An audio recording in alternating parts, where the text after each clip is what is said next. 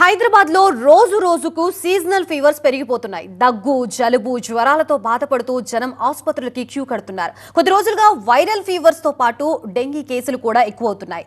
ఇదే అంశంపై టీవీ9 తో మాట్లాడారు ఫీవర్ ఆసుపత్రి సూపరింటెండెంట్ డాక్టర్ రాజేంద్ర ప్రసాద్. రాష్ట్ర వ్యాప్తంగా సీజనల్ ఫీవర్స్ అయితే పెరుగుతున్నాయి. మన సిటీలో ఎట్లా ఉంది, ఎలాంటి కేసెస్ ఎక్కువగా నమోదవుతున్నాయి? వాతావరణ మార్పులు కానీ తర్వాత వర్షాకాలం ఎఫెక్ట్ కావచ్చు. బట్ ప్రతి సంవత్సరం వచ్చినట్టుగానే ఈ సంవత్సరం కూడా సీజనల్ వ్యాధులు చాలా వరకు పెరుగుతున్నాయి. ఓపీ కూడా మాకు ఇంతకుముందు 500 అట్లా ఉండే ఓపీ ఇప్పుడు కాస్త దాదాపు 900, 1000 వరకు వచ్చేస్తుంది. ఇందులో ఎక్కువగా వైరల్ ఫీవర్సే వస్తున్నాయి. దగ్గు, జలుబు, ఫ్లూ లక్షణాలతో బాడీ పెయిన్స్ ఇటువంటి వాటితోనే ఎక్కువ వస్తున్నారు. తర్వాత ఈ మధ్యనే కొంచెం డెంగ్యూ కేసెస్ కూడా ఎక్కువవుతున్నాయి. ఆగస్టు మొత్తం మీద 29 కేసెస్ మన దగ్గర అడ్మిట్ అయ్యారు. ఈ మంత్లో కూడా దాదాపు ఒక 5-6 కేసెస్ వరకు ఇప్పటివరకు పాజిటివ్ వచ్చినాయి. సో ఓవరాల్గా వైరల్ ఫీవర్స్, ఫ్లూ ఇటువంటివి మాత్రమే ఎక్కువైనాయి. ఓపీ తర్వాత ఇన్పేషెంట్స్ కూడా ఎక్కువ అవుతున్నారు. అంటే ఓవరాల్గా సీజనల్ ఫీవర్స్ అంటే సీజనల్ ఫీవర్స్తో పాటుగా మనకి డెంగ్యూ, మలేరియా, చికెన్ గున్యా కేసెస్ కూడా ఎక్కువగా నమోదవుతూ ఉంటాయి. అంటే ఈ టైంలో, ఈ పర్టికులర్ టైంలో అంటే జూలై, ఆగస్ట్ టైంలో ఈ సంవత్సరం ఎట్లా ఉంది? వచ్చే రోజుల్లో ఎలాంటి అవకాశం ఉండే, పెరిగే అవకాశం ఉంది? అంటే రిలేటివ్గా మనం గత 2-3 సంవత్సరాలతో కంపేర్ చేస్తే ఓపీ కానీ ఐపీ కానీ అంత ఆ పెద్ద మొత్తంలో అయితే లేదు ఈసారి.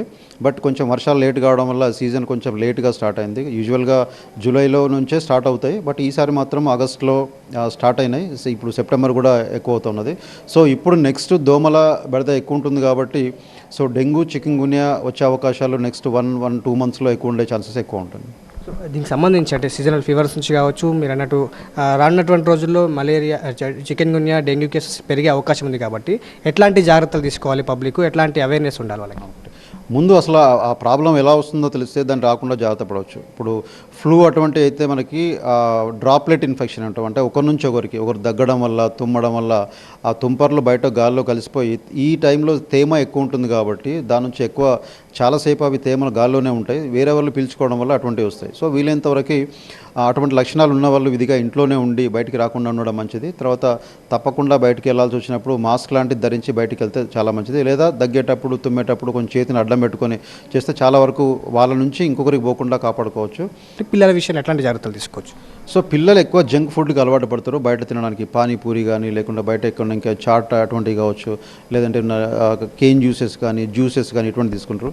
సో ఇక్కడ కంటామినేషన్ అయ్యే ఛాన్సెస్ చాలా ఎక్కువ ఉంటుంది. సో దీనివల్ల ఎక్కువ ఈ గ్యాస్ట్రోఎంటైటిస్ కానీ, వామిటింగ్, లూజ్ మోషన్స్, కడుపు నొప్పి, జాండిస్, సో టైఫాయిడ్, సో ఇటువంటివి వచ్చే లక్షణాలు ఉంటాయి. సో వీలైనంతవరకు ఈ సీజన్లో సో బయట ఫుడ్ తినకుండా ఇంట్లోనే ఫ్రెష్గా చేసుకొని వేడివేడిగా తింటే కనుక చాలా వరకు ఇటువంటి జీఈ కానీ, టైఫాయిడ్ కానీ, జాండిస్ కానీ ఇటువంటివి రాకుండా కాపాడుకోవచ్చు.